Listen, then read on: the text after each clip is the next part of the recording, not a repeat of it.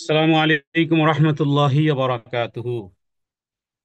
আলহামদুলিল্লাহি রাব্বিল আলামিন, নাহমাদুহু ওয়া নুসাল্লি আলা রাসূলিহিল কারীম নবিয়্যিনা মুহাম্মাদিন ওয়া আলা আলিহি ওয়া আসহাবিহি আজমাইন ওয়া মান তাবিআহুম বিইহসানিন ইলা ইয়াউমিদ্দিন, আম্মা বা'দ। সমস্ত প্রশংসা আল্লাহ জাল্লা জালালুহু আম্মা নাওয়ালুহুর জন্য, যিনি আমাদের জন্য দিনকে পরিপূর্ণ করে দিয়েছেন। তারই প্রশংসা আদায় করি এবং তার কাছেই সাহায্য প্রার্থনা করি এবং তার কাছেই ক্ষমা প্রার্থনা করি। তিনি যেন আমাদেরকে তার খাস বান্দা বান্দি হিসেবে যেন আল্লাহ কবুল করে নেন এবং আমরা আমাদের সমস্ত খারাপ প্রবৃত্তির চাহিদা, পেটের চাহিদা, নফসের চাহিদা ইত্যাদির চাহিদা এবং মন্দ কাজের জন্য যা কিছু রবের অসন্তুষ্টি হয় তা থেকে তারই কাছে আশ্রয় প্রার্থনা করতেছি এবং আল্লাহ তাআলার কাছে হেদায়েত প্রার্থনা করতেছি, কারণ তিনি যাকে পথ দেখান তাকে কেউ পথভ্রষ্ট করতে পারবে না। আবার তিনি যাকে পথ দেখান না তাকে কেউ পথ দেখাতে পারবে না, সে হেদায়েত প্রাপ্ত হবে না। আর হৃদয়ের অন্তরে অন্তরস্থল থেকে সবাই সাক্ষ্য দিচ্ছি, অনাশহাদু আল্লাহ ইলাহা ইল্লাল্লাহ ওয়া আন্না মুহাম্মাদান আবদুহু ওয়া রাসূলুহু। এ কথার সাক্ষ্য সবাই আমরা হৃদয় থেকে, মুখ থেকে, হৃদয় থেকে, অন্তরে অন্তরে স্থল থেকে সাক্ষ্য দিচ্ছি যে আল্লাহ তাআলা এক এবং একক, তার কোনো শরিক নেই, তিনি ব্যতীত কোনো উপাস্য নেই এবং মুহাম্মাদুর রাসূলুল্লাহ সাল্লাল্লাহু আলাইহি ওয়াসাল্লাম তিনি তার প্রেরিত বান্দা এবং রাসূল। তাওহীদের দীর্ঘদিন থেকে আলোচনা চলতেছে। মনে হচ্ছে যে আসলে কিছুই আলোচনা হয়নি, কিছুই জ্ঞানের অর্জন করতে পারিনি। এতটুকু অনুধাবন করতে পেরেছি যে সত্যিকার অর্থে আল্লাহ তাআলা সম্পর্কে জানা, আল্লাহ তাআলা সম্পর্কে জানার আগ্রহ এবং জানা, সময় ব্যয় করা, তার সম্পর্কে জ্ঞান লাভ করা। আল্লাহ তাআলা এতটুকু কথা বলেছেন যে দেখো, কুল হাল ইয়াস্তাবিল্লাযীনা ইয়ালামুন ওয়াল্লাযীনা লা ইয়ালামুন। আল্লাহ প্রশ্ন করেছেন, যারা জানে আর যারা জানে না, বলো তারা কি সমান? আল্লাহ তাআলা যখন এরকম কোনো প্রশ্ন করে তার মানে আল্লাহই উত্তর দেন যে না, কখনোই নয়। যারা দ্বীনের জ্ঞান পেয়েছে, যারা দ্বীনের জ্ঞান পায়নি, যারা জানতে পেরেছে আর যারা জানতে পায়নি, তারা কখনোই সমান নয়।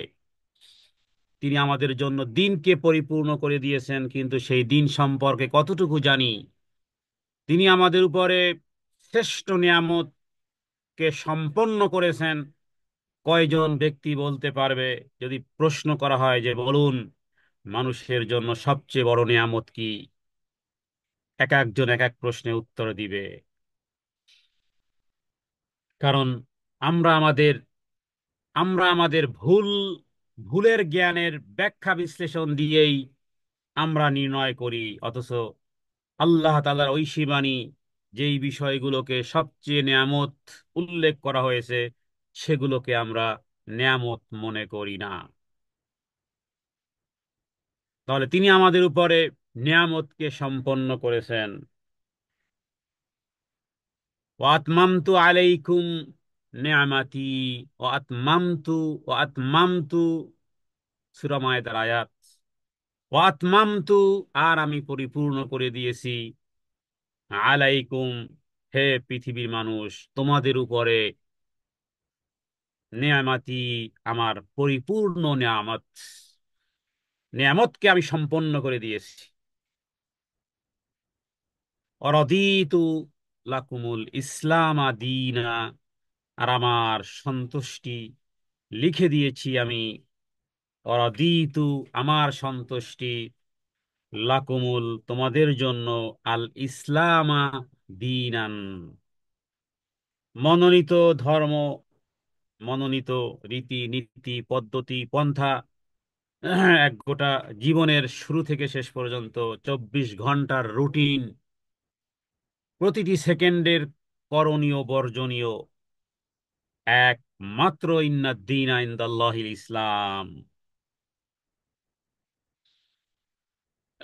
দিন ইসলামকে, দিন ইসলামকে বুঝতে হবে সাহাবায়ে কেরাম রিদওয়ানুল্লাহি তাআলা আলাইহিম আজমাইন যেভাবে বুঝেছেন।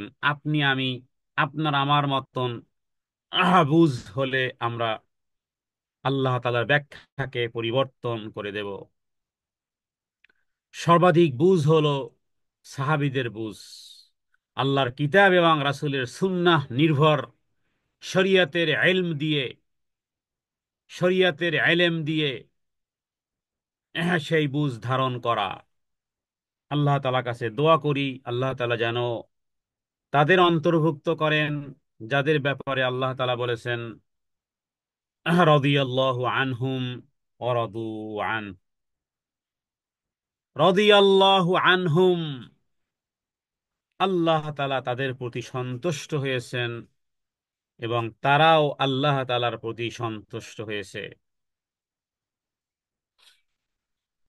সে আল্লাহ তাআলা, তিনি সবার জন্য, রাসূলুল্লাহ সাল্লাল্লাহু আলাইহি ওয়াসাল্লাম থেকে শুরু করে কিয়ামতের আগ মুহূর্ত পর্যন্ত আল্লাহ তাআলা এই সত্য দ্বীন তাওহীদ এবং দুনিয়া এবং আখিরাতের সাফল্যের পথ দেখিয়েছেন এই ওয়ে। সাহাবায়ে কেরামের মানহাজ হবে একটি, আর এর বিপরীতে আরো অনেক মানহাজ হবে। আকীদা, সাহাবায়ে কেরামের আকীদা যদি না হয়, সাহাবাদের আকীদা, তার মানে সঠিক আকীদা, কারণ সাহাবাদের আকীদা সঠিক এর কথা দলিল কোথায়? এই যে একটু আগে বলা হলো রাদিয়াল্লাহু আনহুম ওয়া রাদু আন। কিন্তু কোন ইমামের আকীদা, ইমাম আবু হানিফা, ইমাম শাফিঈ, ইমাম আহমদ ইবনে হাম্বল, ইমাম মালিক, তারাও এই কথা দাবি করেননি। তাদের উপরে অযথাই ব্লেমও দেওয়া উচিত নয়। তাদের আকীদা এবং বিশ্বাস, ওই আকীদা বিশ্বাসী ছিল, আমরা এই কথা নির্দ্বিধায় বলতে পারি যে সাহাবাদের আকীদাই ছিল আসলে ইমামদের আকীদা।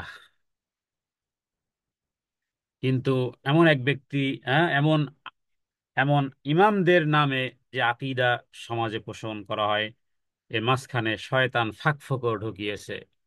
আকীদা যদি সঠিক না হয় তাহলে সমস্ত কথা এবং কাজ, সমস্ত আমল বাতিল বলে গণ্য হবে। মানহাজ যদি সঠিক হয়, ব্যক্তি তাহলে জান্নাতি হবে।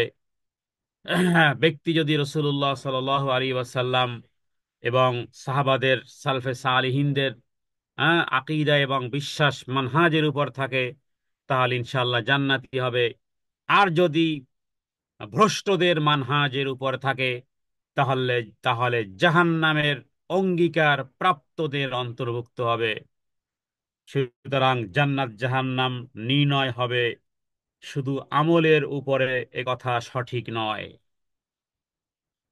আবারও বলি, শুধু আমল করেই জান্নাতে যাওয়া যায়, এ কথা সঠিক নয়, বরং তার সাথে আরো কিছু আছে।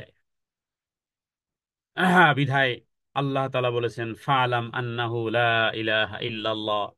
ওই সূরাটির মধ্যে একটু পর পর আদাল্লা আমালাহুম ওয়া আদাল্লা আমালাহুম ফাআহবাতা আমালাহুম, আদাল্লা আমালাহুম ফাআহবাতা, একটু পর পর যে আয়াতগুলো এসেছে, কি কার কার আমল আল্লাহ ধ্বংস করতেছেন?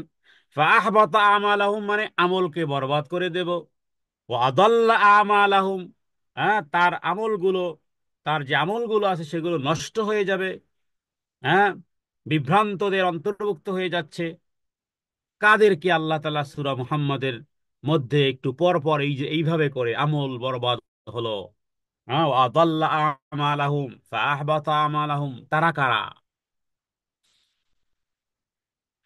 তার তার উত্তর হলো যদি মানহাজ, যদি বিশুদ্ধ না হওয়ার উপরে জান্নাত এবং জাহান্নাম নির্ভর করে। মানহাজ যদি সঠিক না হয়, যত আমল হোক না কেন, যত আমল হোক না কেন, এই জন্যই আল্লাহ তাআলা কোরআনুল কারীমের মধ্যে বলেছেন, যারা জানে আর যারা জানে না তারা কি সমান? কখনোই সমান নয়। আল্লাহ সম্পর্কে আল্লাহ সম্পর্কে জ্ঞানের গুরুত্ব, আল্লাহ সম্পর্কে জানা, তার আসমা ও সিফাত জানা, সারাটা জীবন জানতে থাকা। তো আল্লাহ সম্পর্কে জ্ঞান লাভ করা, এটা হলো সর্ব উৎকৃষ্ট জ্ঞান। জ্ঞানের জগতে যদি বলা হয় যে সর্বোত্তম জ্ঞান কি, সর্বোত্তম জ্ঞান হলো যিনি আমাকে বানিয়েছেন, যিনি আমার খালেক, যিনি মালিক, তার সম্পর্কে জ্ঞান লাভ করা। আল্লাহ সুবহানাহু ওয়া তাআলা সম্পর্কে জানার চেয়ে বড় কোনো জ্ঞান নেই। হ্যাঁ, যেই জ্ঞান যেই জ্ঞান দামি, আল্লাহ সম্পর্কে জ্ঞান লাভ করার মাধ্যমে হবে জান্নাত এবং জাহান্নাম। এবার বলুন তো জান্নাত কত দামি? হ্যাঁ, বিশেষ বিশেষ কিছু স্পেশাল কোর্স থাকে, যেই কোর্সগুলো কমপ্লিট করলে আপনি দামি চাকরি পাবেন। হ্যাঁ, বর্তমান সময়ে ফ্রিল্যান্সিং, আরো বিভিন্ন রকমের কোর্সগুলো, যেগুলো একটু কোর্স শিখতেও সময় লাগে, আবার প্রিমিয়াম কোর্স বা বেসিক কোর্সের একটু দামি, সেগুলো শিখে আপনি সার্টিফিকেট পেয়ে আপনি যদি কাজগুলো করেন, তাহলে বেতন ভাতাও মোটামুটি ভালো। কারণ কি, ওই ওই বিষয়গুলো একটু দামি। তার মানে হলো কোনো জ্ঞানের গুণগত মান বা শ্রেষ্ঠত্ব নির্ভর করে তার বিষয়বস্তুর উপরে। কোন বিষয়ে? হ্যাঁ, ধান কাটা শিখেন, সেখানেও কিছু পাবেন। মানুষের ধান কেটে দিলে এটা সোজা, ধান গাছ ধরো আর কেটে দাও, বাস সোজা। হ্যাঁ, আবার যারা ওয়েবসাইটের কোডিং সিস্টেমের যারা শিখবে, এখানে একটু কঠিন। তো এটা শিখবে, এটার মান ভালো, গুণগত মান, এটার জ্ঞানের গুণগত মান শ্রেষ্ঠত্ব। এবার তাহলে বলুন, স্রষ্টা হচ্ছেন সর্বোচ্চ, হ্যাঁ, কালিমাতুল্লাহ হিয়াল আউলিয়া, সুবহানা রব্বিয়াল আলা, আলা, আল্লাহুম্মা বির রফিকিল আলা, সর্বোচ্চ, সর্বোৎকৃষ্ট। তাহলে তার নামের জ্ঞান অর্জন করা হলো সর্ব উৎকৃষ্ট, সর্বোৎকৃষ্ট জ্ঞান। কারণ তার সঠিক, তার ব্যাপারে, আল্লাহ সুবহানাহু ওয়া তাআলার ব্যাপারে সঠিক জ্ঞান লাভ করার মাধ্যমে আপনি আল্লাহ তাআলা সম্পর্কে জ্ঞান লাভ করেছেন, এবং এটার বিনিময়ে জান্নাত এবং জাহান্নাম। বিধায় আল্লাহ সুবহানাহু ওয়া তাআলা বলেছেন, ফা'লাম আন্নাহু লা ইলাহা ইল্লাল্লাহ।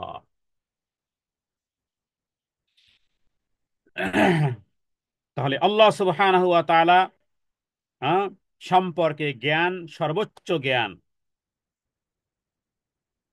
কোরআনুল কারীমে শ্রেষ্ঠ আয়াতগুলো ভিতরে আল্লাহ তাআলা সম্পর্কে কথা আছে, আর প্রতিটি কথার ভিতরে আছে আল্লাহ ছাড়া সত্য কোনো উপাস্য নেই।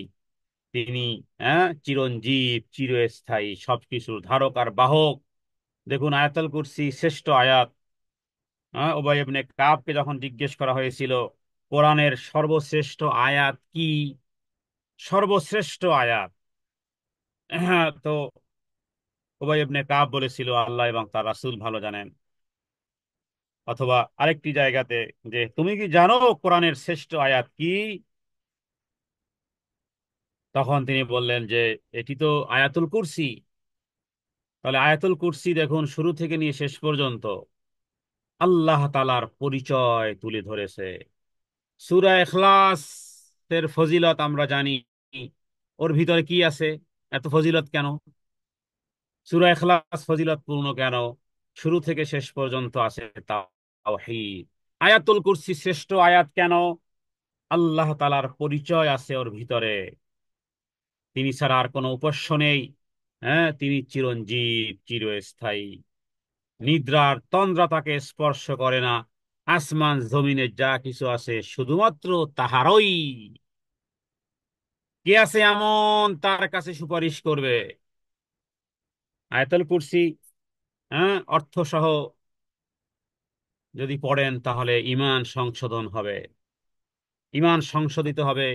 ঈমানের ভিতরে যদি কোথাও ঘুণে পোকা ধরে থাকে, ঈমানের মধ্যে যদি সংশয় থাকে, ঈমানের মধ্যে যদি কমতি ঘাটতি থাকে, আয়াতুল কুরসি অর্থ সহ তাফসীর সহ পাঠ করুন।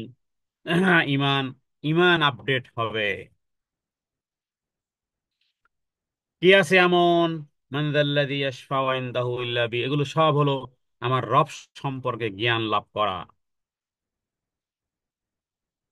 এবং হ্যাঁ, দৃষ্টির সামনে কিংবা পিছনে সব কিছু আল্লাহ সুবহানাহু ওয়া তাআলা তিনি জানেন। জ্ঞান সীমা থেকে কোনো কিছুই তাকে পরিবেষ্টিত করতে পারে না, তবে তিনি যতটুকু ইচ্ছা করেন। আল্লাহু আকবার কাবীরা।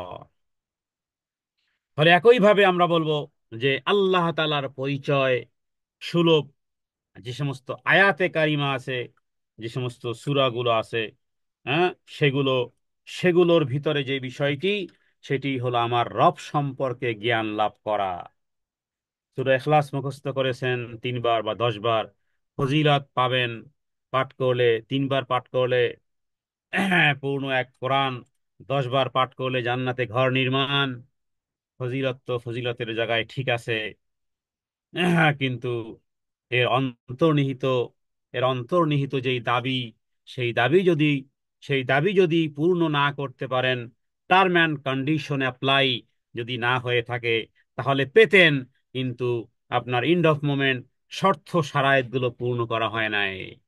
হ্যাঁ, আপনি পেয়ে গেছেন সব কিছু মনে করেন, কিন্তু সর্বশেষ সাবমিট করেছেন অ্যাপ্লিকেশন, হ্যাঁ, ওখানে আপনার কোন একটা বিষয় অপূর্ণতা রয়ে গেছে, যেই অপূর্ণতা অন্য কোনো কিছু দিয়ে পূর্ণ হয় না। তার মানে সব ফজিলত, হ্যাঁ, পাওয়ার কথা ছিল, দিনরাত করেছেন, কিন্তু আকীদার বিশ্বাসের জায়গা নষ্ট করেছেন। তাহলে কিয়ামতের দিন, হ্যাঁ, বান্দা পেতে, এটা কিন্তু আসল জায়গাটা ঠিকঠাক করা নাই। সেটি কি? সেটি হলো আমার রব সম্পর্কে জ্ঞান লাভ করা, মানহাজ বিশুদ্ধ করা। অতএব সূরা ইখলাস পাঠ করব, ঠিক আছে, কিন্তু সূরা ইখলাসের দাবিগুলো হৃদয়ঙ্গম করা, আল্লাহকে জানা ব্যতীত আপনি ইবাদতের মর্ম কখনোই আপনি হৃদয়ঙ্গম করতে পারবেন না।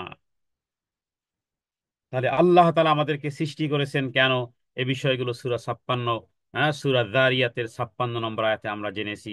কিন্তু সেই বিষয়গুলো অনুধাবন করার জন্য, আমা খালাকতুল জিন্না ওয়াল ইনসা ইল্লা লিয়াবুদুন, হ্যাঁ, আমি মানুষ এবং জিনকে সৃষ্টি করেছি শুধুমাত্র আমার যথাযথভাবে, হ্যাঁ, একমাত্র ইবাদত করবে আমার।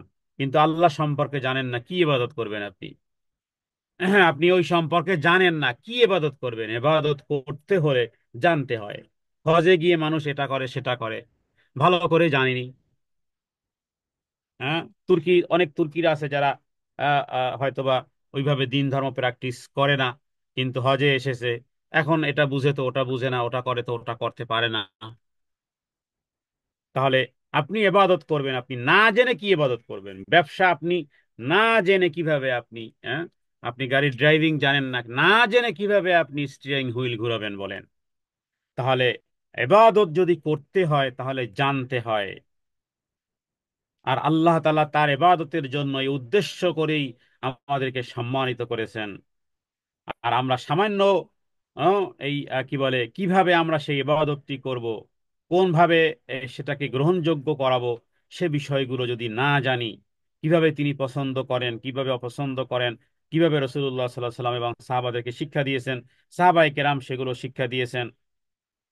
আপনি সালাত বলেন, সিয়াম বলেন, জাকাত বলেন, সত্যবাদিতা, আমানতদারি ইত্যাদি যাবতীয় যা কিছু আছে, এজন্য ইবাদত আল্লাহকে জানা ব্যতীত যেমন ইবাদত করা সম্ভবপর নয়, অনুরূপভাবে ইবাদত না জেনে আপনি আল্লাহ তাআলার ইবাদত করতে পারবেন না। এজন্য আল্লাহ সম্পর্কে জ্ঞান লাভ করা।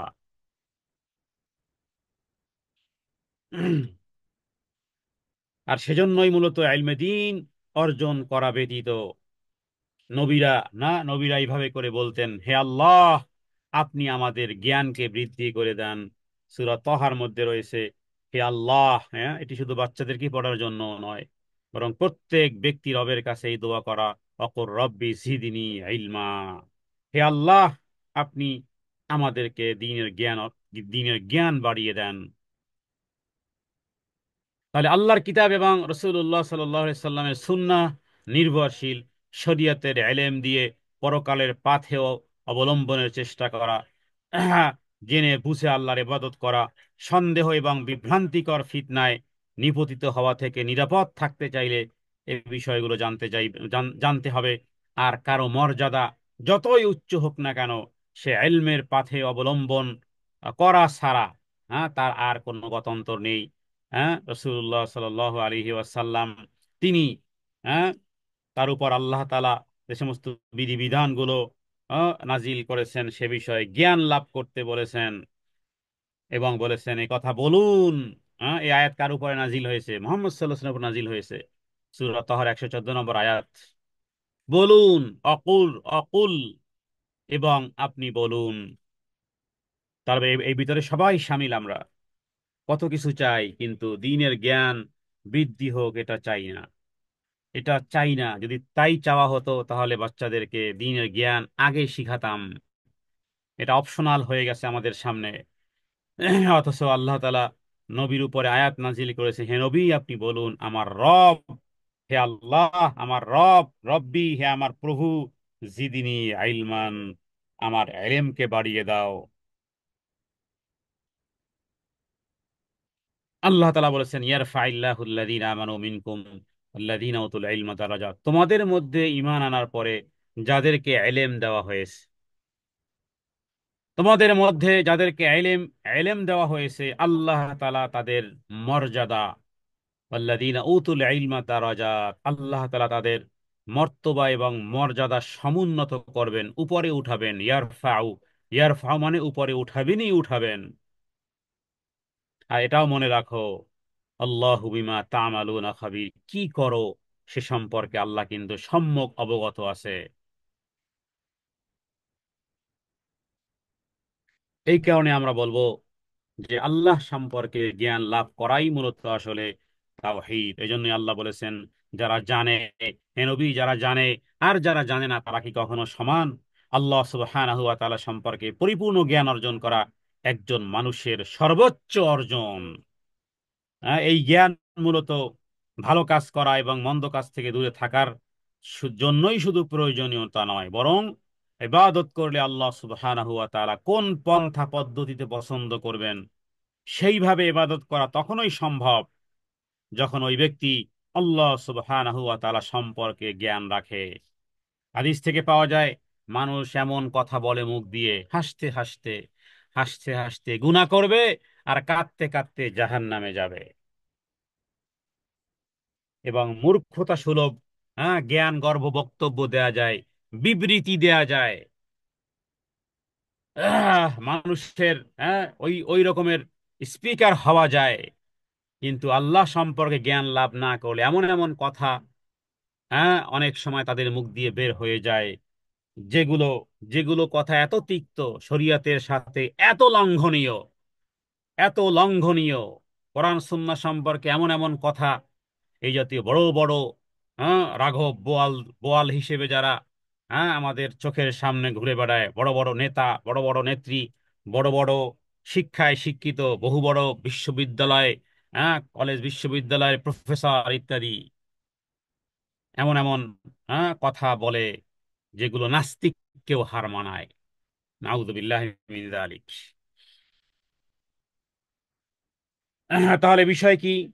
বিষয় হলো যে আল্লাহ তাআলা, তাহলে কি হয় যে হাদিসটি বললাম, যে আল্লাহ তাআলা চির অপছন্দ লিখে দেয়।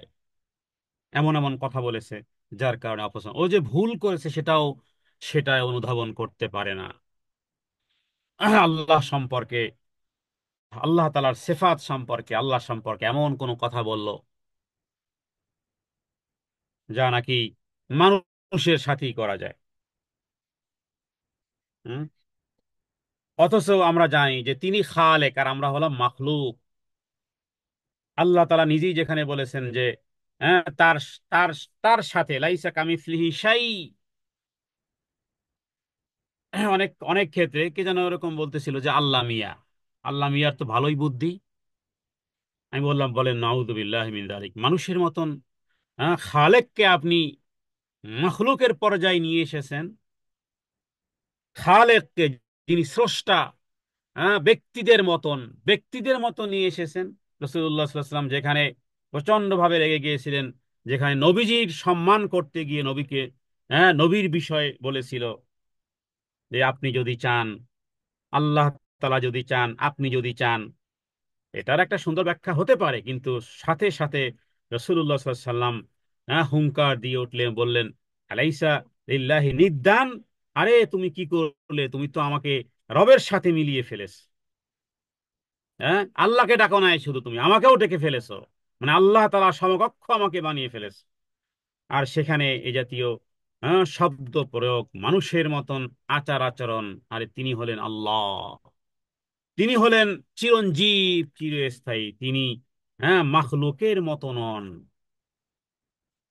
মাখলুকের মতো নন। মাখলুক টাইপের ধারণা, মাখলুক টাইপের ধারণা, এবং এই ধারণায় বহু ব্যক্তিবর্গ বিভ্রান্ত হয়েছে। আল্লাহ তাআলার কাছে আসলে এটা যে কত বড় গভীর সমুদ্র, এগুলো নিয়ে যখন পড়াশোনা করি, যখন কথা বলা শুরু হয়, তখন মনে হয় যে আসলে এই যে কত বড় বিশাল সমুদ্র, রব্বেক আমাদের জ্ঞান ছোট। এই ছোট্ট জ্ঞান দিয়ে যতটুকু প্রাণান্তকর প্রচেষ্টা যদি চালানো হয়, আল্লাহ তাআলা যদি তিনি অনুগ্রহ করেন, তাহলে এই সত্যিকার অর্থেই আল্লাহ তাআলা সম্পর্কে কিছু জ্ঞান, হ্যাঁ কিছু জ্ঞান লাভ করা, অন্তত পক্ষে এতটুকু বিষয়। সূরা ইখলাসের সূরা ইখলাসের জ্ঞান অতটুকু, সূরা ইখলাসের জ্ঞানটুকু আমাদের নেই। আমার কাছে মনে হয় যে সূরা ইখলাসের যতটুকু দাবি আছে, সেই দাবির 1000 ভাগের 1 ভাগ দাবিও আমরা মানুষ পূর্ণ করতে পাইনি। যদি পারতাম তাহলে রবের, রব রব সম্পর্কে, রব সম্পর্কে আমাদের আমাদের কনসেপ্ট স্বচ্ছ হতো। আমাদের কথোপকথনে, আমাদের কথোপকথনে সংশোধনী আসতো। বিদায় আল্লাহ তাআলা ওই জাতীয় জ্ঞানের কথা বলেছেন যে যারা জানে আর যারা জানে না তারা কি সমান? কখনোই সমান নয়।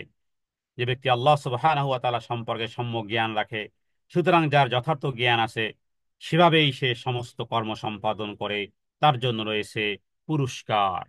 বিধায় আমরা বিধায় আমরা অনেকেই জানি ওই হাদিসটি, কিন্তু কয়জন আছে যে আল্লাহ তাআলা 99 নাম সম্পর্কে, হযরতে আবু হুরায়রা রাদিয়াল্লাহু তাআলা আনহু তিনি বলেছেন, হাদিসটি বিশুদ্ধ, যে রাসূলুল্লাহ সাল্লাল্লাহু আলাইহি ওয়াসাল্লাম বলেছেন আল্লাহ তাআলার জন্য আছে 99টি নাম, 101 কম 99টি নাম। যে ব্যক্তি ওই সমস্ত নাম সমূহ মুখস্থ করবে এবং মর্মার্থ উপলব্ধি করবে, সে যাবে জান্নাতে।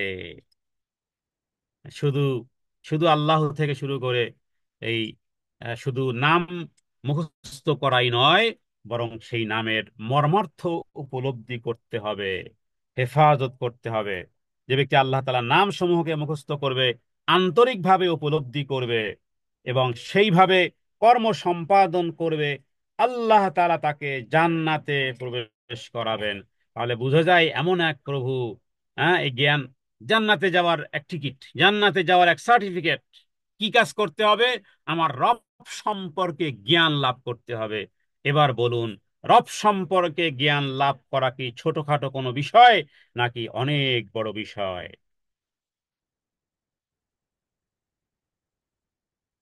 আল্লাহ তাআলা, আল্লাহ তাআলা তার তার নাম সম্পর্কে জ্ঞান লাভ করলে আল্লাহ জান্নাতের ওয়াদা করতেছেন রাসূলুল্লাহ সাল্লাল্লাহু আলাইহি সাল্লাম এর হাদিসের মাধ্যমে।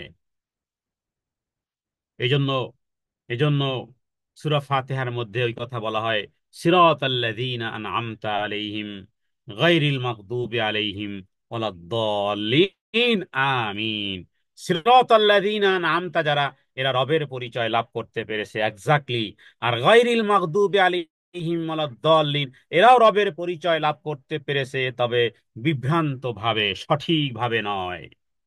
যার কারণে বলা হচ্ছে তাদের পথে নয়, যাদের প্রতি তোমার গজব নাজিল হয়েছে এবং যারা পথভ্রষ্ট হয়েছে।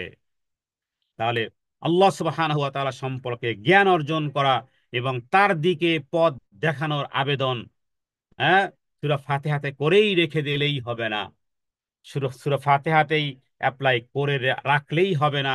সত্যিকার অর্থে আসমাউল হুসনা সম্পর্কে জ্ঞান অর্জন করতে হবে।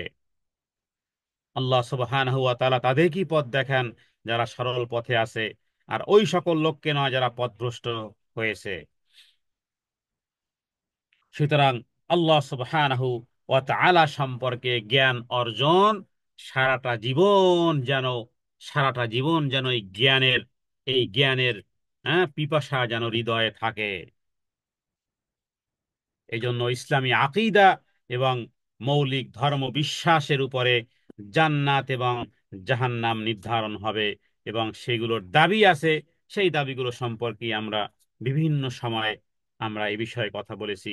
আল্লাহ তাআলার কাছে প্রার্থনা করি তিনি যেন সত্যিকার অর্থে আমাদেরকে ওই জ্ঞান লাভ করার তৌফিক দান করেন, যেই যেই জ্ঞান লাভের মাধ্যমে আমরা আমাদের রবের পরিচয় পাবো। আমরা এর পূর্বে যেখান থেকে আলোচনা করেছিলাম, বলেছিলাম যে যে ব্যক্তি দুনিয়ার রবের জ্ঞান রব সম্পর্কে জ্ঞান নেই বিধায় আমরা আমাদের কাজগুলোকে পার্থিব স্বার্থে করে ফেলি। আর পার্থিব স্বার্থে যদি কোনো ব্যক্তি দুনিয়ার কাজগুলো করে, পরকালের কাজগুলো করে, তাহলে রবের সাথে রবের হক দেওয়া হয় না, বরং রবের সাথে শিরিক করা হয়। বিষয়গুলো একটা আরেকটার সাথে অঙ্গাঅঙ্গি ভাবে জড়িত। হ্যাঁ, পার্থিব স্বার্থে কোনো কাজ করা, পার্থিব স্বার্থের কোনো কাজ বান্দার নেই। এটা মনে রাখবেন, ডিকশনারিতে এটা লিখে রাখবেন। দুনিয়ার পার্থিব স্বার্থে আমাদের কোনো কাজ নেই। কাউকে ভালোবাসা, কাউকে দূরে সরানো, কাউকে প্রদান করা, কাউকে প্রদান করা নয়। ফাকাদ ইস্তাকমালাল ঈমান, চারটি কথায় একেবারে হ্যাঁ মান আহাব্বা লিল্লাহি ওয়া আবগাদা লিল্লাহি ওয়া আতা লিল্লাহি ওয়া মানাআ লিল্লাহি ফাকাদ ইস্তাকমালাল ঈমান। কাউকে ভালোবাসা, তাহলে দেখেন ভালোবাসা, এটা তো এই 16-17 বছর ছেলেদেরকে আর মেয়েদেরকে এটা তাদেরকে শিখাতে হয় না, আছে। শুধুটুকু বুঝাতে হবে কাউকে ভালোবাসতে হলে প্রবৃত্তির চাহিদা অনুযায়ী দৃষ্টিনন্দন, দেখতে ভালো লেগেছে ইত্যাদির বহির প্রকাশে পার্থিব কোন স্বার্থে হ্যাঁ কাউকে ভালোবাসা যাবে না। ভালোবাসতে হবে কার জন্য? আল্লাহর সন্তুষ্টির জন্য। ও আবগাদা লিল্লাহি, কারো সাথে দুশ্মনী যদি হয়, এবং অমানা আতা লিল্লাহি, কাউকে কিছু প্রদান করাও যদি হয়, চাপে পড়েও নয়, অনিচ্ছা সত্ত্বেও নয়, যতটুকু দিব রবের সন্তুষ্টির জন্য দেব। কাউকে যদি না দিতে হয়, বঞ্চিত করতে হয়, সেটাও হবে আল্লাহর সন্তুষ্টির জন্য।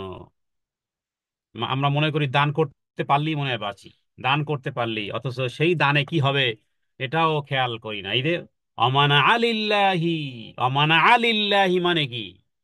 যেখানে দিবেন আবার না দেওয়াটাও ইবাদত, দেওয়াটা ইবাদত, না দেওয়াটাও ইবাদত, ভালোবাসাও ইবাদত, ভালো না বাসাটাও ইবাদত। হ্যাঁ, কারণ এই ভালোবাসা, ভালোবেসেছেন। হ্যাঁ, এই আমি তো আমার নামগুলো আসলে আমি বলতে পারি না, আমি জানিও না খেলোয়াড়দের। ধরেন কোন খেলোয়াড়ের নাম, তাকে ভালোবাসেন। কিভাবে ভালোবাসেন? এই কারণে যে আপনি গেঞ্জি কিনেছেন মেসি, তাহলে বিধর্মীকে সম্মান জানানো, বিধর্মীকে সম্মান জানিয়েছেন আপনি। আর কিচ্ছু লাগবে না। এই অপরাধী জাহান্নামে যাওয়ার জন্য এতটুকুই যথেষ্ট। আল্লাহর দুশমনকে আপনি আহলান ওয়া সাহলান বার জানিয়েছেন। হ্যাঁ, মানে আমরা বলি না যে বেইমানি বেইমানি করেছে, দেশের সাথে জাতির সাথে বেইমানি করেছে, মানে দেশ আর জাতির শত্রুকে আহ্বান জানিয়েছে। তাহলে ওই ব্যক্তি কি বলে? যে ব্যক্তি আব্রাহাকে, আব্রাহার বাহিনীকে রাস্তা দেখিয়ে দেয়, কেন কোন সেই ইয়েমেন থেকে এসেছে, রাস্তাঘাট চিনে না। তারপরে হ্যাঁ, যে ব্যক্তি রাস্তা দেখিয়ে দেখিয়ে নিয়ে এসেছিল, এরপরে তো আব্রাহা ধ্বংস হলো, ওই ব্যক্তিও ধ্বংস হলো। আরবের মক্কার লোকেরা যতবার যেত, যেখানেও মারা গেছিল সেই কবরে জুতা পিটা করত, জুতা পেটা করত, কারণ দেশ আর জাতির সাথে বেঈমানি করেছিল ওই ব্যক্তি। কারণ আব্রাহাকে রাস্তা দেখিয়ে দেখিয়ে কাবাগার ধ্বংসের জন্য নিয়ে এসেছিল। তাহলে বিষয়টি যে কাউকে প্রদান করাটাও যেমন ইবাদত, প্রদান না করাটাও ইবাদত। দান কর, দান করাটাও ইবাদত, দান না করাটাও ইবাদত। কারণ আপনার দানে যদি বেদাত প্রমোট হয়, আপনার দানে যদি আল্লাহর অসন্তুষ্টি প্রমোট হয়, তাহলে সেক্ষেত্রে না দেওয়াটাই ছিল ইবাদত। তাহলে কি হবে? ফাকাদ ইস্তাকমালাল ঈমান, সে যেন ঈমানের দাবিকেই পূর্ণ করেছে। তাহলে মনে রাখতে হবে, নিছক পার্থিব স্বার্থে দুনিয়া অর্জনের জন্য কোন আমল, পরকালে উদ্দেশ্য না করা ইত্যাদি বিষয়গুলো। এমনকি আমরা একথা প্রায় বলি যে আমরা যে সমস্ত ভালো কাজগুলো করি, আত্মীয়তা রক্ষা করি, পিতামাতার সেবা করি, সদ্ব্যবহার করি তাদের সাথে, এই এই জাতীয় কাজ, যেগুলোকে নম্বর ওয়ান ভালো কাজের মধ্যে অন্তর্ভুক্ত করা যায়, পিতামাতার সাথে সদাচরণ, এটা কি, এটা কত ভালো কাজ, কিন্তু সদাচরণের পিছনে আছে টিপসই নিয়ে জমি জমা দখল করা, অথবা দুনিয়াবি স্বার্থ। মানুষ কি বলবে? হ্যাঁ, মানুষ কি বলবে যে বাবার সাথে কি, বাবা মার সাথে ভালো আচরণ না করলে, হ্যাঁ, আশেপাশে মানুষ কি বলবে? শুধুই দুনিয়া কেন্দ্রিক ঘুরপাক খাওয়ায় শয়তান। এই জাতীয় ব্যক্তিবর্গ যারা বাবা মার কঠিন খেদমত করে, বাবা মার সাথে উত্তম আচরণ থেকে উত্তম আচরণ করে, মানুষ দেখানো, মানুষ দেখানো, নিছক পার্থিব স্বার্থ, দুনিয়ায় শুধু লক্ষ্য, আখিরাতের কোনো উদ্দেশ্য নেই, তাহলে মনে রাখবেন এই কাজটি শিরকের অন্তর্ভুক্ত। এই কাজটি শিরকের অন্তর্ভুক্ত। সূরা হুদের 15 নম্বর আয়াত, মান কানা ইউরিদুল হায়াতাদ দুনিয়া ওয়া যিনাতাহা নুওয়াফি ইলাইহিম আমালাহুম ফিহা ওয়া হুম ফিহা লা ইউবখাসুন। এরপরে আয়াতে, উলাইকাল্লাযীনা লাইসা লাহুম ফিল আখিরাতি ইল্লান নার ওয়া হাবিতা মা সানাউ ফিহা ওয়া বাতিলুম মা কানু ইয়ামালুন। এই আয়াতের মধ্যে সারমর্ম হলো, যারা শুধু পার্থিব জীবনে এবং জাকজমক কামনা করে, আমি তাদের কৃতকর্মগুলোকে দুনিয়াতেই পরিপূর্ণভাবে প্রদান করে দেই, দুনিয়াতে, হ্যাঁ, পুরোটাই দিয়ে দেওয়া হবে। আর এরা এমন, এদের জন্য পরকাল ফাঁকা, পরকালটা ফাঁকা। আর তাদের, হ্যাঁ, তাদের জন্য ইল্লান নার, ইল্লান নার, লাহুম ফিল আখিরাতি ইল্লান নার, পরকালে জাহান্নাম ছাড়া কিছুই নেই। আর তারা তো ভালো কাজ করেছে, অবশ্যই আল্লাহ নিজেও বলতেছেন, এটাই আয়াত থেকে বোঝা যায়, ওয়াহাবিতা মা সানাউ ফিহা, হ্যাঁ, তাদের যে সমস্ত কর্মকাণ্ড গুলো করেছে, অবশ্যই ভালো থাকলেই তো সেগুলোকে নষ্ট করা হচ্ছে, অবাতিলুম মা কানু ইয়ামালুন, সেগুলোকে নষ্ট করে দেওয়া হচ্ছে, বিফল করে দেওয়া হচ্ছে। কারণ তোমার উদ্দেশ্য ছিল দুনিয়াবি পার্থিব স্বার্থ। আপনি আমাকে বলেন, হ্যাঁ, এই পৃথিবীতে যে সমস্ত ডিগ্রিগুলো অর্জন করা হচ্ছে, ডিগ্রিগুলো অর্জন করা হচ্ছে, আপনার সন্তানকে, আপনার আর ছেলে আর মেয়েকে আপনি ক্লাস 1 থেকে শুরু করেছেন, এবং প্রত্যেকেরই একটা প্ল্যান আছে, আমার ছেলেটা, আমার মেয়েটা ডাক্তার হবে, ইঞ্জিনিয়ার হবে, হ্যাঁ, আইন বিশেষজ্ঞ হবে, এই হবে সেই হবে, ইত্যাদি ইত্যাদি। এই ক্ষেত্রে তাদেরকে ওইভাবে বোঝানো হচ্ছে। আপনি বলেন, এই কথার ভিতরে যদি শুধু নিছক দুনিয়ারই স্বার্থ থাকে, বড় হবে, হ্যাঁ, আহ, বড় ক্যারিয়ার গড়বে, বড় চাকরি করবে, সুখ শান্তিতে থাকবে, ইত্যাদি ইত্যাদি, শুধু যদি দুনিয়া কেন্দ্রিক হয়ে থাকে, তাহলে বলবো যে গোটা শিক্ষা জীবন, গোটা শিক্ষা জীবন রবের সন্তুষ্টির বিপরীত শিক্ষা গ্রহণ করেছেন, এবং যা আশা করেছেন আল্লাহ তাআলা হয়তো অনায়াসে দিয়ে দিবেন। আল্লাহ তাআলা অনায়াসে, মানে এই আয়াতের ভিতর তো আছে, আমি দেব, পরিপূর্ণভাবে দেব। হ্যাঁ, ডাক্তার বানাতে চেয়েছেন, ইঞ্জিনিয়ার বানাতে চেয়েছেন, মা বাবা, হ্যাঁ, মা বাবা চেষ্টা করেছে, একেবারে ঠিকই ওর ইঞ্জিনিয়ার ডাক্তার বানিয়ে ছাড়বেন। কিন্তু পরকালের বিষয়গুলো শয়তান ভাবতে দেয় না। এখানে আমরা টোকা দিচ্ছি আপনাদের জ্ঞানকে। যদি, হ্যাঁ, কারণ শয়তান তো চাইবেই ইন্টারনালি ওয়াসওয়াসা দিয়ে নষ্ট করে দিতে। যদি এটা হতো যে বাবা তুমি ডাক্তার হবে, মানুষের দেশ আর দশের উপকারের জন্যই এখানেই কথা, ক্ষান্ত নয়, বরং আল্লাহর সন্তুষ্টির জন্য দেশ আর জাতির সেবা করবে।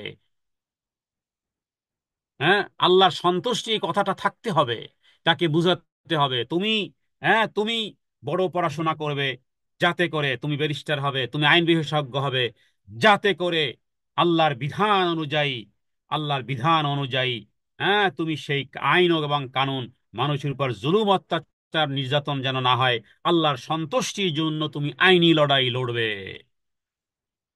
এত সহজ না, এত ধার্মিক আপনাকে শয়তান আপনাকে বানাবে, আপনি কি মনে হয় এত ধার্মিক? হ্যাঁ, বলবে যে শিক্ষা করতেছো জেনারেল, আবার আবার ধার্মিকতাও দেখাও। হ্যাঁ, ট্যাগ বসাই দেবে আপনার দিলের দিমাগে, বলবে যে কি এগুলো কি। আল্লাহ আকবর কবীরা। দুনিয়ায়, দুনিয়ায় চাওয়া পাওয়াটাই যদি, দুনিয়ার চাওয়া পাওয়াটাই যদি সার্থক হতো, তাহলে মোহাম্মদ সাল্লাল্লাহু আলাইহি ওয়াসাল্লাম 3 দিন আর 7 দিন না খেয়ে পেটে পাথর বাঁধতেন না। তার মানে এটা যে ফানি, হ্যাঁ, এটা হলো ওই বর্তমান সময়ের রেল ভিডিওর মতন দেখতে। হ্যাঁ, দেখতে চমৎকার, কিন্তু ওটা ওটা বাস্তব রূপ নয়।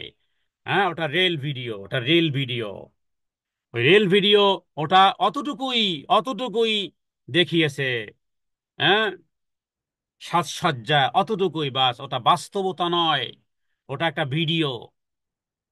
হ্যাঁ, ওটা কয়েক সেকেন্ডের চোখ ঝলসানো, ওটা তার রিয়েল রূপ নয়, ওটা তার আসল রূপ নয়, ওটা ফেক, ওটা, হ্যাঁ, ওটা বানানো।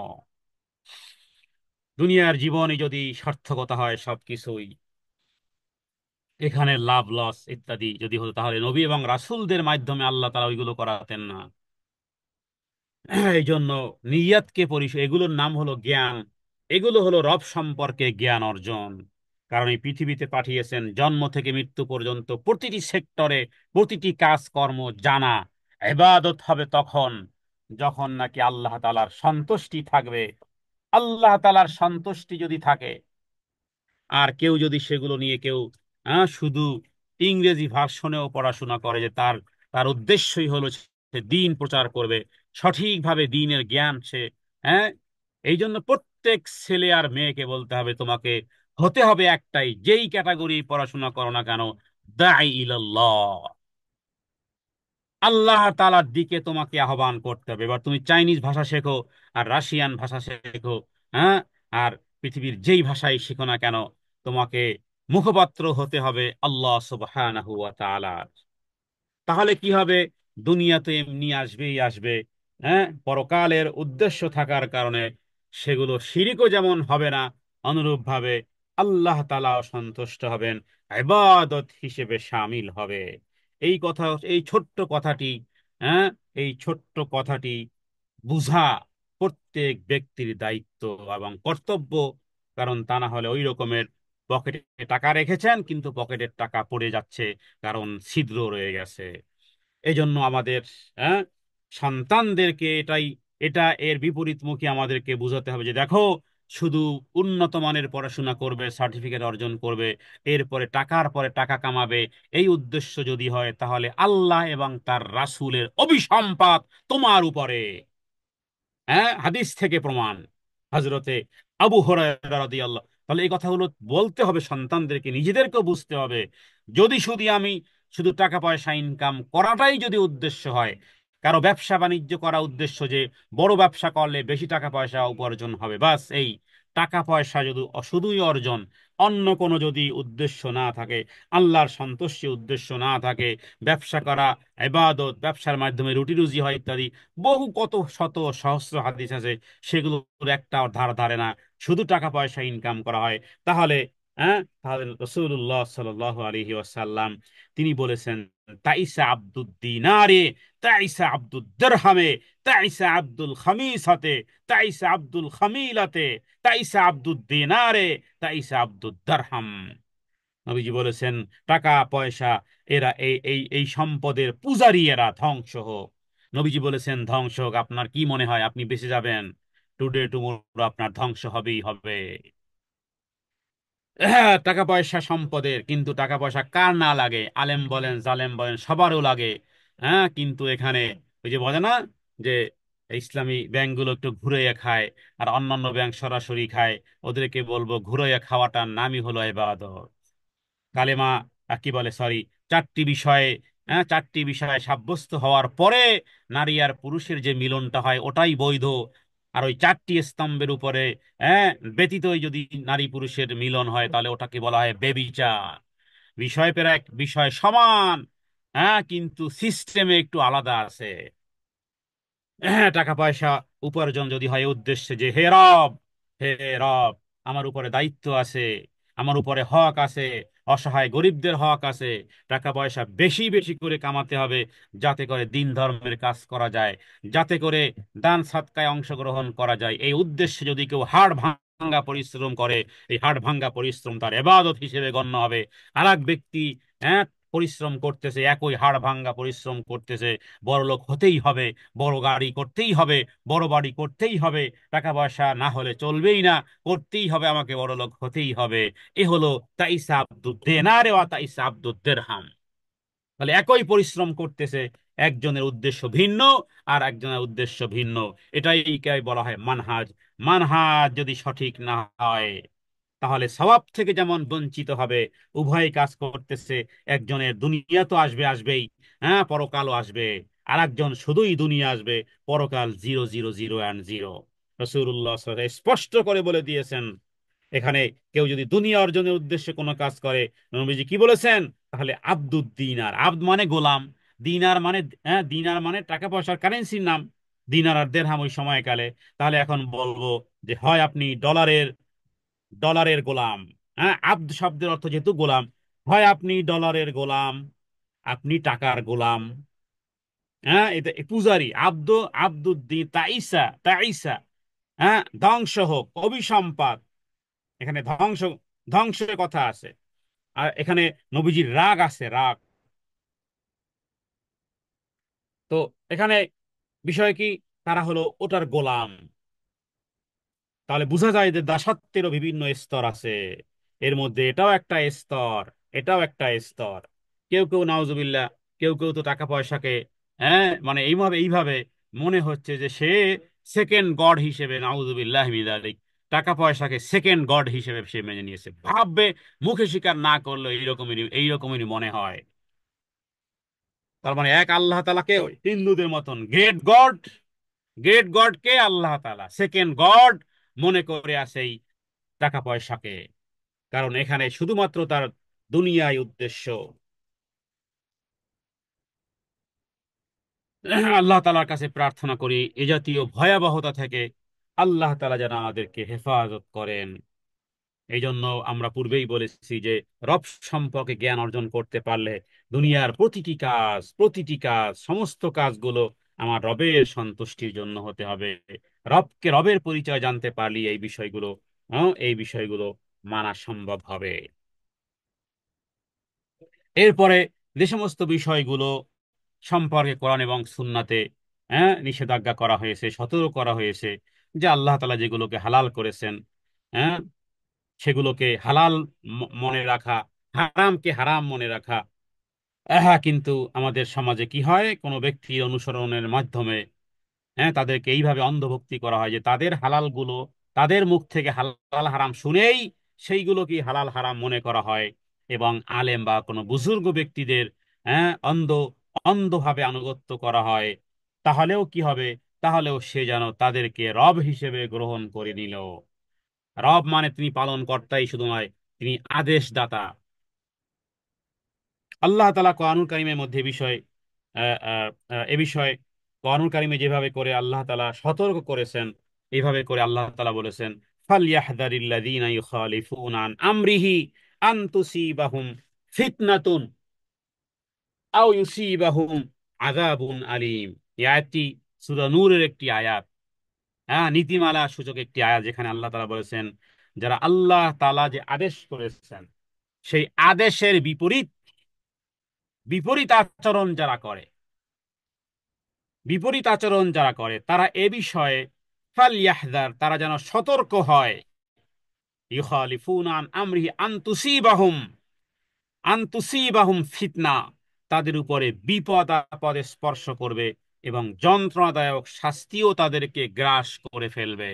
ফিতনাতুন আও ইউসিবাহুম আযাবুন আলীম। এই আয়াতটি ছোট্ট একটি আয়াত, কিন্তু এই আয়াতটির ব্যাখ্যা হলো এরকমের যে কোনো ব্যক্তি যদি, ইমাম আহমদ ইবনে হাম্বল তিনি বলেছেন যে ওই সমস্ত লোকদের ব্যাপারে আমার কাছে অবাক লাগে, অবাক লাগে যারা হাদিসের সনদ মানে সেহাত মানে বিশুদ্ধতা, হাদিসের পরম্পরা বিশুদ্ধ হয়ে জানার পরও তারা ওই সুফিয়ান সাউরির মতকে গ্রহণ করে। সুফিয়ান সাউরি তিনি একজন তাবেঈ। তো এখন কি হয় যে তারা জানে যে এই বিষয়ে বিশুদ্ধ হাদিস আছে, তারপরও সেটাকে ওভারটেক করে কোন একজন মনীষীর বক্তব্যকেই তারা দলিল হিসেবে গ্রহণ করে। অথচ ইবনে আব্বাস তিনি বলেছিলেন যে তোমাদের উপর থেকে আকাশ থেকে পাথর বর্ষিত হওয়ার সময় মনে হয় ঘনিয়ে এসেছে, কারণ আমি নবীজিকে বলতে শুনেছি, আমি আমি বলছি যে না, তিনি বলতেছে যে আমি বলতেছি যে রসুল সাল্লাল্লাহু আলাইহি সাল্লাম বলেছে, আর তোমরা বলতেছো যে আবু বকর বলতেছে, ওমর বলতেছে। ইবনে আব্বাস তিনি এই কথা বুঝার জন্য খুব গভীর মনোযোগ সহকারে কথাটি ভালো করে শ্রবণ করুন, তা না হলে একটু কঠিন বিষয়। আল্লাহ তাদের জন্য সহজ করে দিয়েছেন। মানে এখানে বোঝানো হচ্ছে যে আবু বকর আর ওমরের কি দাম নবীর কথার সামনে। আবু বকর আর ওমর খোলাফায়ে রাশিদিনের এট দা টপের প্রথম শ্রেণী, যাকে খলিফাতা রাসূলুল্লাহ বলা হয়, সেই হযরতে আবু বকর আর ওমরের 5 পয়সার দাম নেই কথার, যদি সেই কথা রাসূলুল্লাহ সাল্লাল্লাহু আলাইহি ওয়াসাল্লামের কথার বিপরীত হয়। তাহলে আপনার বাবার কথা, দাদার কথা, ওস্তাদের কথা, আল্লামার কথা, শায়খের কথা, ইমাম আবু হানিফার কথা, এর কথা, সার কথা, কার কথার দাম আছে? আপনি কিসের দলিল দলিল দিয়ে কথা বলেন? আল্লাহ এবং তার রাসূলের কথার সামনে আবার কার সাহস? মান যাল্লাযী ইয়াশফাউ ইনদাহু ইল্লা বিইذনি। হুম তাহলে লা ইয়াতাকাল্লামুনা ইল্লা মান আযিন। তাহলে আল্লাহ এবং তার রাসূলের কথার সামনে কোন আলেমের, কোন বুজুর্গের, কোন নেতার কথা আনুগত্য আমরা করি?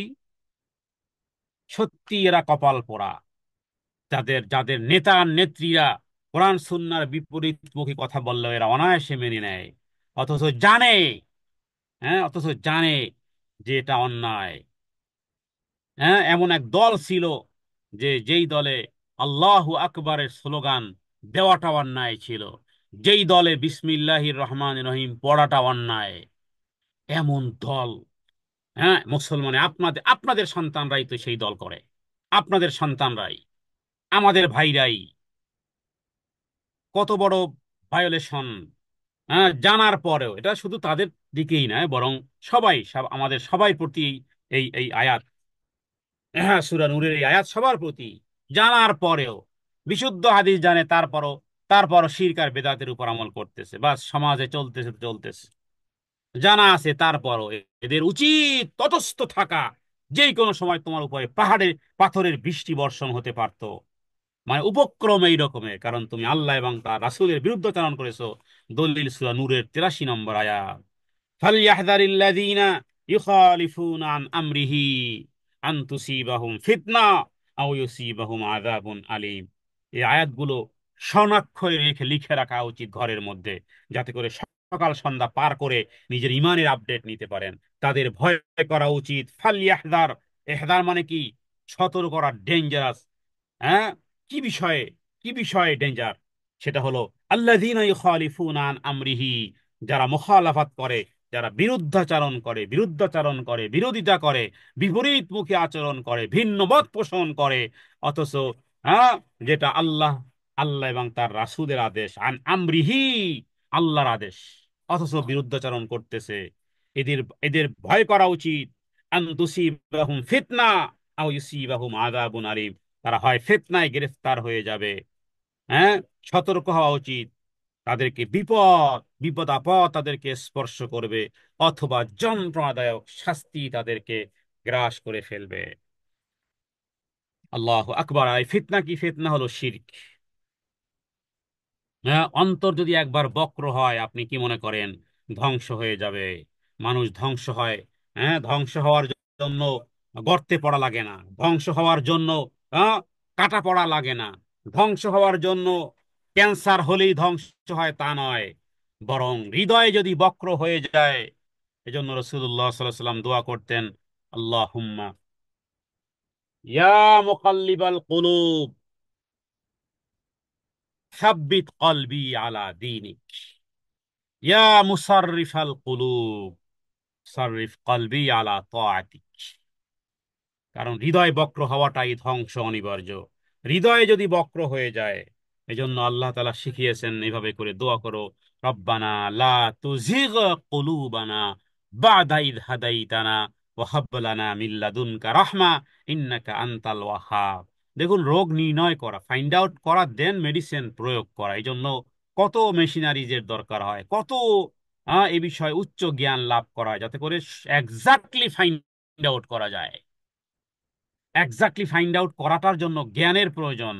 এক্স্যাক্টলি দোষগুলো কি আমার হৃদয়ের মধ্যে, আমার মধ্যে কি দোষগুলো, এগুলো আপনি নির্ণয় করতে হবে। যে আমার রোগ আমার আমার হৃদয় রোগাক্রান্ত হয়, আবার সেগুলোর চিকিৎসাও আছে। কিছুই জানেন না, দিলের রোগ তো, দিলের রোগ যে হয় এটাই তো বিশ্বাস মনে করেন যে শুধু শরীরের রোগ হয়। না, হৃদয়েরও রোগ হয়। হৃদয় রোগের চিকিৎসাও করতে হয়।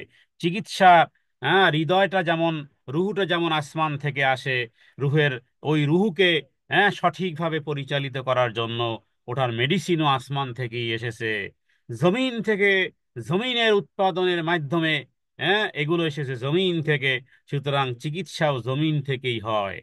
বডির বডি এসেছে জমিন থেকে, অতএব বডির চিকিৎসাও জমিন থেকেই হয়। আত্মা এসেছে, রুহ বা আত্মা এসেছে আসমান থেকে, অতএব আসমান থেকেই ওটার চিকিৎসা নাজিল হয়েছে। পুরো স্পষ্ট, দুই জিনিসের সমন্বয়ে আপনি আমি মানুষ। বডি আছে, রুহু আছে, রুহু আছে, বডি আছে, দুই জিনিসের সমন্বয়। এবার আপনি জীবিত, বডি আছে, রুহু নেই, এবার আপনি লাশ। তাহলে বডিরও আক্রান্ত হলে বডির চিকিৎসা যেমন দুনিয়ার গাছগাছরা থেকে শুরু করে সব মাটির সাথে সম্পর্ক, খাবার খাদ্য মাটির সাথে সম্পর্ক। রুহু আসে, কুলির রূহ মিন আমরি রব্বি, রবের আদেশ, রবের অর্ডার। রূহ হলো আসমান থেকে আল্লাহ তাআলার হুকুমে এসেছে, এবং ওটার চিকিৎসাও আসমান থেকে এসেছে। কিন্তু ওটার যে চিকিৎসা হয়, ওটা যে চিকিৎসা করাতে হয়, আল্লাহ সম্পর্কে জ্ঞান অর্জন করতে হয়। হ্যাঁ, এবং এগুলো রক্তান্ত হলে রাসূলুল্লাহ সাল্লাল্লাহু আলাইহি ওয়াসাল্লাম হাদিসের মাধ্যমে যে মুআমালাত মুআশারাত শিক্ষা দিয়েছেন, সেগুলো না আছে, হ্যাঁ, না আছে শিক্ষা কারিকুলামে, না আছে পারিবারিক ভাবে। অতএব সন্তানগুলো বাহ্যিকভাবে, শারীরিকভাবে হৃষ্টপুষ্ট হলেও অন্তরের অন্তরের রোগে দিন দিন রোগাক্রান্ত হচ্ছেই তো হচ্ছে, হচ্ছেই তো হচ্ছে। আবার পরিবার, পরিবার থেকে সাপোর্ট না পেলেও সমাজ থেকে, রাষ্ট্র থেকে, হ্যাঁ, সে বিষয়ে সাপোর্ট পাচ্ছে। আখের আখের আমাদের সন্তানগুলো জাহান্নামে যাওয়ার জন্য কেরিয়ার গড়ে উঠেছে। আল্লাহ তাআলা যে বিষয়ে পূর্বেই সতর্ক করেছিলেন, আরে কু ওয়াকুদুহান নাস ওয়াল হিজারা আলাইহা মালাইকাতুন ইয়া আইয়ুহাল্লাযীনা আমানু কু আনফুসাকুম ওয়া আহলিকুম নারান ওয়াকুদুহান নাস ওয়াল হিজারা। হ্যাঁ, হে ঈমানদার সম্প্রদায়, নিজেরাও জাহান্নাম থেকে বাঁচো, সন্তান সন্ততি পরিবার পরিজনও জাহান্নামের আগুন থেকে বাঁচাও। কারণ জাহান্নামের ইন্ধন হবে মানুষ এবং পাথর। আমাদের সন্তানগুলো যেন জাহান্নামের ইন্ধন না হয়, হ্যাঁ, সেজন্য সেজন্য ঘরটাকে ইসলামিক লাইব্রেরি বানান। তাদের মোবাইলগুলো চেক করেন, তাদের ডিভাইসগুলো চেক করেন, তাদেরকে আপনি আপনার জায়গা থেকে আপনি আপনার জায়গা থেকে সংশোধনের চেষ্টা করেন। তাদের শিক্ষা দীক্ষা ইত্যাদি বিষয়গুলো নিজেও শিক্ষা করেন, তাদেরকেও সেই পথে পরিচালিত করার চেষ্টা করে যান। এটা আপনার উপরে দায়িত্ব হবে। তা না হলে কিয়ামতের দিন এই সন্তানগুলো আপনার ঘাড়ে পাড়া দিয়ে আপনাকে চেপে ধরবে, রবের কাছে আপনার নামেই বিচার দিবে। কার জন্য করলেন এত, যে এত কষ্ট, কার জন্য এভাবে এত কষ্ট করলেন, অথচ সেই আপনার উপর চেপে বসেছে, সেই আপনার জাহান্নামে যাওয়ার কারণ হয়েছে। এজন্য বলবো, দ্বীনের জ্ঞান অর্জন করা, সন্তানদেরকে দ্বীনের জ্ঞান অর্জন করার চেয়ে শ্রেষ্ঠ কোনো জ্ঞান আল্লাহ তাআলার আকাশের নিচে আর জমিনের উপরে নেই।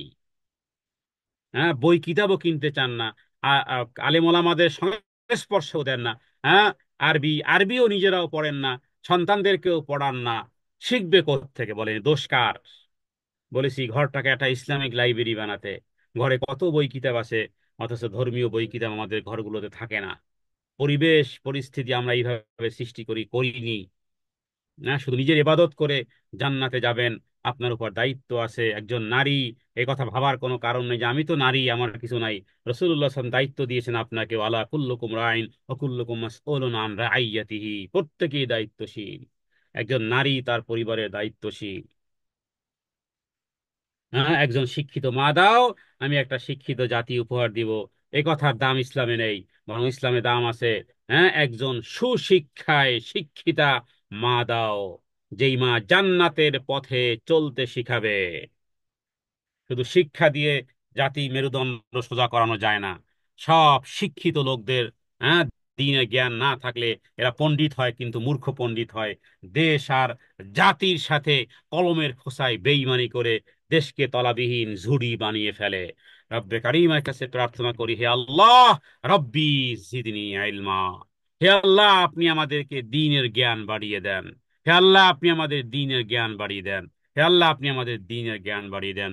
হে আল্লাহ, আপনার কাছে আমরা ওই জ্ঞান চাই যেই জ্ঞান উপকার বয়ে নিয়ে আসে। হে আল্লাহ, আপনার কাছে সাহায্য প্রার্থনা করি, আপনাকে স্মরণ করার শক্তি আপনি আমাদেরকে দেন। হে আল্লাহ, আপনি আমাদেরকে উপকারী বিদ্যা দেন। আর হে আল্লাহ, আপনি আমাদের হৃদয়ের অবস্থা পরিবর্তন করে দেন। হে আল্লাহ, আমাদের হৃদয়ের বক্রতাগুলো দূর করে দেন। হে আল্লাহ, আপনি আমাদের হৃদয়ের বক্রতা দূর করে দেন। হেদায়েত প্রাপ্ত হওয়ার পরে যেন বিপদগামী না হই। হে আল্লাহ, মনের পরিবর্তনকারী, হে আল্লাহ, আল্লাহুম্মা ইয়া মুকাল্লিবাল কুলুব সাব্বিত কলবি আলা দীনিক। وصلى الله على سيدنا محمد النبي الأمي وآله وسلم. سبحانك اللهم وبحمدك، أشهد أن لا إله إلا أنت، أستغفرك وأتوب إليك. السلام عليكم ورحمة الله وبركاته.